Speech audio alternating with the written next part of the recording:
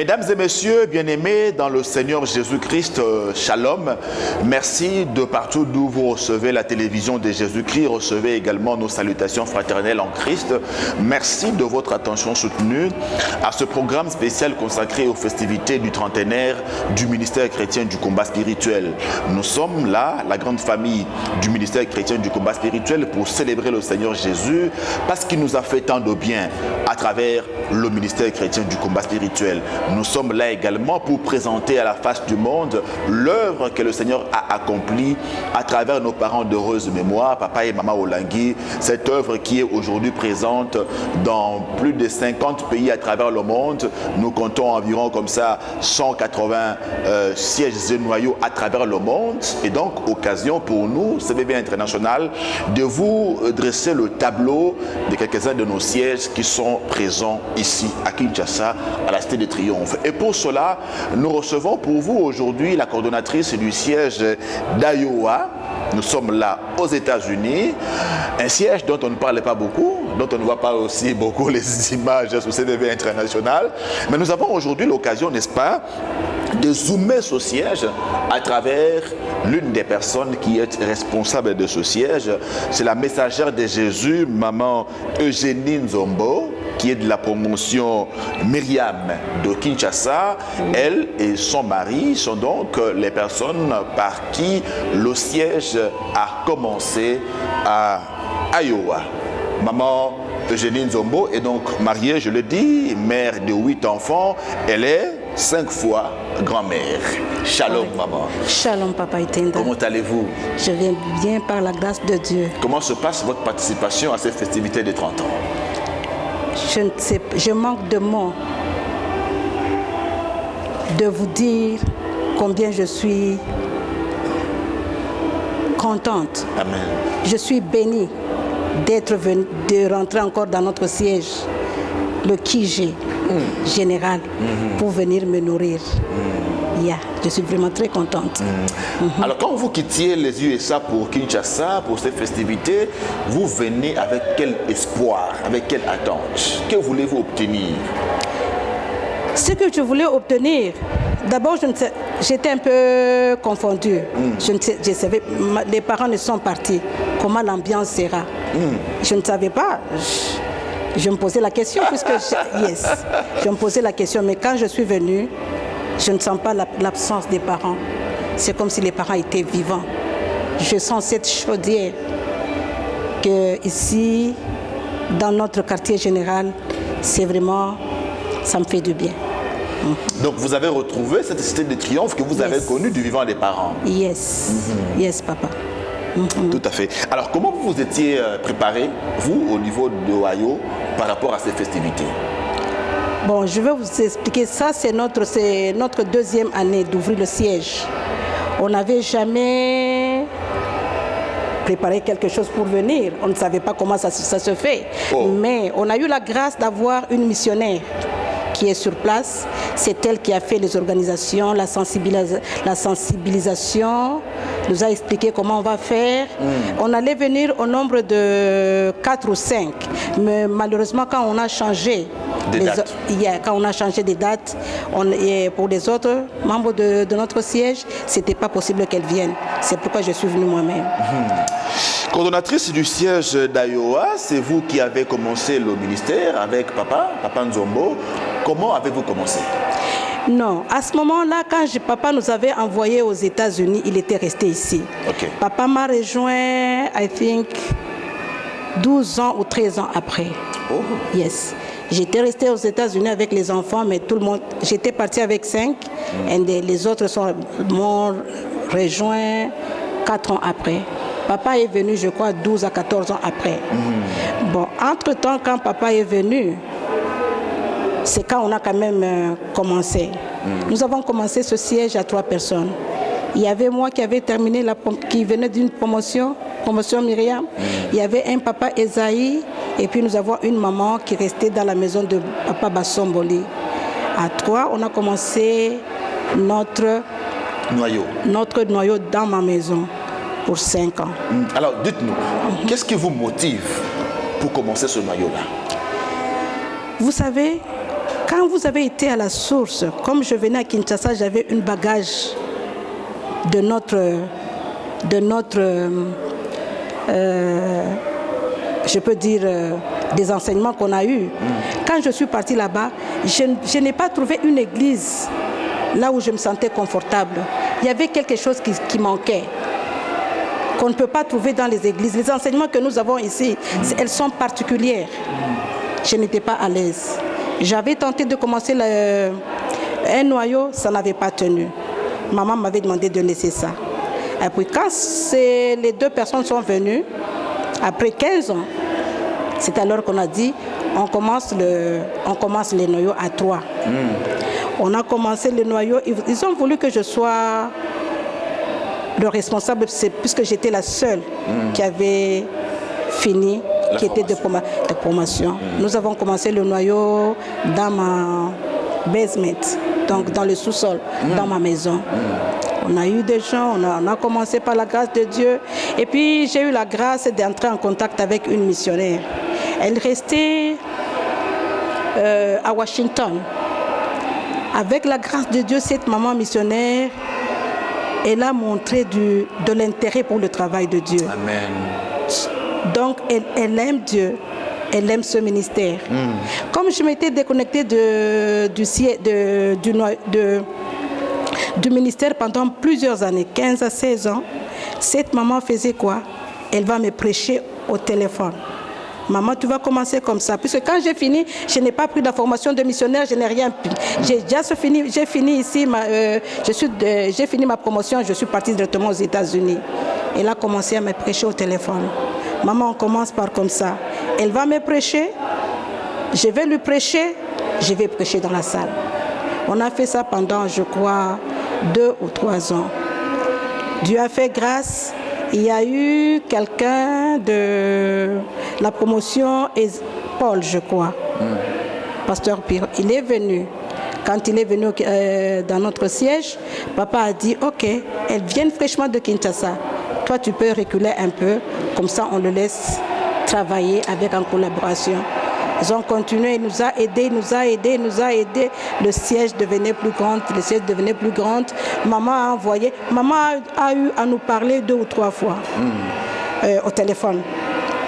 Et puis, on a continué comme ça. Et puis, c'était un moment, après, je crois, 5 ans, je devais venir voir les parents pour... on voulait quand même ouvrir maintenant le siège. Officiellement. Officiellement, je suis venue, j'ai vu maman, elle a prié pour moi. Elle a prié pour moi, elle m'a dit, et je dis, c'est comme si maman savait. Elle me dit, tu acceptes cette responsabilité? J'ai dit, oui maman. Elle m'a posé cette question 3 fois. Elle m'a dit que ça sera très difficile.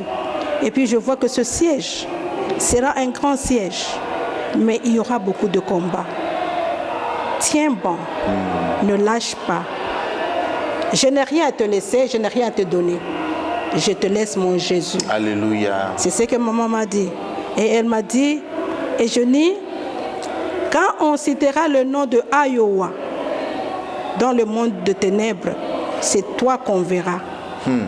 Ce que je vais te laisser, c'est la prière. Alléluia. Je te laisse la prière, bâtis chaque chose avec Jésus-Christ. Amen. Maman est allée, elle a envoyé la fille qui était à côté d'elle à ce moment-là, c'était Saint-Tiche. Elle dit, Saint-Tiche, va dans la chambre, amène un sachet. Et dans ce sachet que maman va me donner, elle va me donner deux pagnes, écriture sainte. C'était écrit, bâtis chaque chose avec Jésus-Christ. Alléluia. Alléluia. Pour moi, c'était comme si maman savait ce qu'elle faisait. Maman savait, elle avait l'Esprit de Dieu. C'est ainsi qu'on attendait. Je suis rentrée après sa bénédiction. Je suis rentrée. On a continué. Et then, après la mort des parents, moi j'avais pleuré. Quand mon mari m'a dit, j'avais travaillé la nuit ce jour-là. Le matin, je me réveille. Papa me dit, je dis, viens. On a dit, papa, non. On a dit, maman n'est plus. J'ai dit, non, maman ne peut pas me faire ça. J'ai pleuré. Je ne savais pas maintenant. Elle ne me connaît pas très bien. Comment ça va s'effacer? Comment on va ouvrir le siège? J'ai eu Du chagrin vraiment. Mais Dieu est bon. Dieu est bon. Je crois qu'on avait déjà dit à maman Sophie ce qu'on devait faire. Et puis, on avait, je crois que c'est maman qui avait laissé l'ordre que pasteur Ebenezer vient pour l'ouverture du siège et puis pour la bénédiction de ma fille aînée. Le même jour. C'est ainsi qu'on avait fait, qu'on a ouvert le siège. On a ouvert le siège, c'était bien. Maman Ketty était venue. Il y avait beaucoup de gens. Nous avons le support des gens d'Aurora. Presque tous les sièges aux États-Unis étaient venus pour nous soutenir. Alors, comment se porte votre siège d'Iowa aujourd'hui, 2 ans après? 2 ans, il faut savoir que d'abord les États-Unis, pour rassembler beaucoup de gens, c'est un combat. Mais Dieu fait grâce. Il y a 2 combats. Maman m'avait dit. Quand vous dites que pour rassembler les gens aux États-Unis, c'est un combat, et pourtant il y a des églises, des milliers de personnes, n'est-ce pas, aux États-Unis? Il y a des milliers de personnes, mais avec le système des États-Unis, avec le travail, c'est un peu difficile. Il faut connaître vraiment ce que tu veux pour être assidu chaque jour. Amen. Chacun a son combat. Moi, le combat de mon ami, je ne sais pas. Et selon mon problème, la gravité de mon problème va me pousser à aller à la prière. Mais avec le système des États-Unis, c'est un peu compliqué. Le système capitaliste. Yes, c'est un peu compliqué. Les autres, si tu ne travailles pas, tu ne sauras pas vivre. Là-bas, c'est le travail. Mais Dieu est en train de faire grâce. Alors, l'état de santé du siège, 2 ans après, environ combien d'effectifs? On n'a pas bougé beaucoup. C'est 30, 35, 30, 35. Mais Dieu va faire grâce. Ils sont assez engagés? Oui. Bon, un pied dedans, un pied dehors. Aujourd'hui, vous avez 6, demain, ça viendra. Maman m'a dit que ça sera difficile, mais Dieu va faire grâce. Il y a déjà des témoignages forts? Très forts. Entre autres témoignages, rapidement? Les gens qui n'avaient pas d'enfants ont conçu. Les gens à qui on a dit, toi, il ne faut même pas concevoir. Ils ont conçu. Et enfanté. Enfanté. Témoignage. Il n'y a personne qui est mort dans notre essai durant le Covid. J'étais malade, mon mari était malade, presque tout le monde. Tout le siège. Tout le siège. Il n'y avait pas de mort. Alléluia. Et si vous avez vous regardez les statistiques des gens qui étaient morts. Et puis ce que je vais vous dire, la plupart des gens ne partent pas à l'hôpital. Ils ne sont pas partis à l'hôpital. Ils sont restés dans leur maison. Notre missionnaire, Maman Fifi, j'étais incapable de faire quelque chose. Elle partait, elle mourait. Mais c'est Dieu là, moi-même avec papa, c'est moi qui ai amené de la maladie à papa. Moi, j'ai eu là où je travaille, je suis une infirmière. J'ai attrapé la maladie, j'ai amené à la maison, papa a eu la maladie. Mais à travers ça, ça nous a aidés, puisque à ce moment-là, on avait ouvert le siège, mais on n'avait pas de missionnaire. Alors j'ai appelé à maman Kimbimbi, j'ai dit on n'a pas de missionnaire. Il y avait une maman qui était sur place, qui était missionnaire, à qui on a donné cette responsabilité. Et nous continuons avec elle aujourd'hui. Maman Eugénie Nzombo, coordonnatrice du siège d'Iowa aux États-Unis, promotion Myriam de Kinshasa. Qu'est-ce que ce Dieu du combat a fait dans votre vie qui représente pour vous une fierté? Papa, Dieu est bon. Puisque moi j'étais venue au combat, c'est pas que j'ai manqué quelque chose, non. Dieu, par sa grâce, avait béni papa très jeune. Papa avait beaucoup d'argent, mais je ne pouvais pas le voir. J'étais malheureuse. J'étais une femme qui avait tout. Tu vas m'envier, Bat. Je n'avais pas. Alors, je n'avais pas de paix. Moi, quand je suis venue au combat, c'était pour mettre la paix dans mon foyer. J'ai pleuré. Je venais. Je commençais même à amener ses enfants. Papa n'était pas venu. Mais Dieu m'avait donné une promesse pour mon mari. Alléluia. Il avait dit qu'il va travailler pour toi. Mais le temps, je n'avais pas la patience d'attendre quand ce temps-là viendra. Papa, j'étais entrée au ministère depuis 1993. 92 ou bien 93. Je suis partie aux États-Unis en 2001. Papa, les prières, les semences, papa n'était pas venu. C'est quand j'étais partie aux États-Unis. Partir aux États-Unis, après 17 ans, je suis venue ici pour voir maman, on a commencé le siège. C'est quand là où papa est venu, m'a suivi au ministère. Quand je voyais mon mari, les gens vont venir. Il va commencer à mettre les chaises, à ranger la musique. Je dis, Seigneur, tu es Dieu. Alléluia. Je vois maintenant comment est-ce que mon mari a le souci de l'œuvre de Dieu. Alléluia. Il vient ici. Maman avait raison. Quand papa s'engage, il s'engage sérieusement. Il ne veut pas de retard. Il veut que toute chose soit faite en bonne et correcte forme. Tu sens que maintenant c'est papa qui a le relève. Même moi, quand je suis en retard, il me laisse. Il a la soif maintenant de faire quoi? De connaître, d'avoir les enseignements. Comment faire marcher ça? Quand je vois ça, papa, je dis que Dieu est grand. Je vois les enfants que j'ai amenés, par exemple mon fils, que j'avais amené aux États-Unis, il avait 3 à 4 ans et demi. Papa, ça c'est un Américain. Ce sont des Américains. Mais les lots aujourd'hui, ils commencent à chercher le Dieu d'Olangui. Alléluia. Il commence à parler, il a appris à parler lingala, puisqu'il doit faire la modération. Papa, je vois les enfants commencent à venir. 3 sont déjà là, mais je sais que les autres viendront. Alléluia. Papa, c'est le plus beau cadeau que Dieu pouvait me donner. Alléluia. J'avais une chose, j'avais demandé à Dieu que moi et ma maison serviraient l'Éternel. Ce que j'avais demandé à Dieu, ça commence à s'accomplir dans ma vie. Notre Dieu fait des choses merveilleuses. Lui seul a le dernier mot dans la vie de toute personne. S'il n'a pas encore mis un point, peu importe les dires des hommes, il n'y a que lui qui peut ouvrir et qui peut fermer. Maman Eugénie Nzombo, on est arrivé à la fin de cette émission. Un dernier mot. Oui. Pour le dernier mot, je vais parler de la fidélité de Dieu. La fidélité de Dieu, puisque Dieu est fidèle.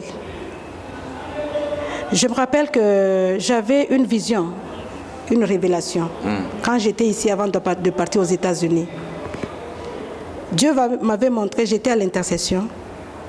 Au lieu de prier, j'étais dehors, en train de bavarder avec d'autres femmes.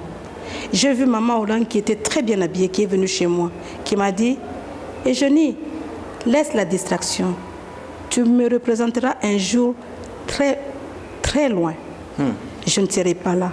Quand j'ai commencé ce ministère, je n'avais pas été je n'étais pas passée à la télévision pour appeler les gens.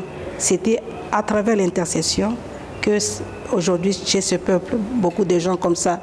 Et toi, au lieu que tu apprennes comment faire l'intercession, tu es dans la distraction de causer avec des gens. Je vais te demander une chose. À partir d'aujourd'hui, elle a cité moi avec 3 femmes. Elle m'a dit, apprenez l'intercession. Je me suis réveillée. J'avais le cureur, c'était Papa Kaloubi à l'époque. Je suis partie dire ça à Papa Kaloubi. Il a appelé Papa Kaloubi avec son collaborant. Papa, j'ai oublié le nom. Ils m'ont imposé les mains. Et c'était fini. Je ne savais pas comment ça allait se passer. Je suis partie aux États-Unis.